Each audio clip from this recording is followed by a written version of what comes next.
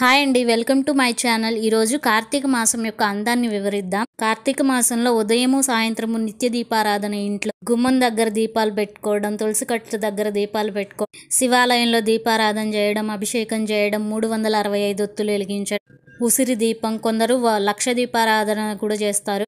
దీపదానము, సాలగ్రామ దానము, కోటి దీపోత్సవము, పిండి దీపాలు, నదీ స్నానం, సముద్ర స్నానము, ఉపవాసాలు, నీటిలో దీపాలు వదలడము, కార్తీక పురాణం చదువుకోవడం, జ్వాలా తోరణము, ఆకాశ దీపము, కార్తీక సోమవార నోములు, చివరగా లాస్ట్లో పోలిపాడ్యమి. చూసారా, నీటిలో వదులుతాము, ధ్వజస్తంభానికి ఆకాశ దీపం చూపిస్తాం. మనందరం భూమి మీద ఉంటాం కాబట్టి భూమి మీద మామూలుగా దీపాలు పెట్టుకోవడం. ఇంకెలాగో అగ్ని కాబట్టి అగ్ని దీపము వాయువు ద్వారా వెలుగుతుంది. ఇలా పంచభూతాలు ఈ కార్తీక మాసంలోనే కనిపిస్తాయి. ఈ పంచభూతాలను ఏకం చేసే కార్తీక మాసం సనాతన ధర్మంలో కాకపోతే ఇంత అందం ఇంకెక్కడుంటుంది చెప్పండి.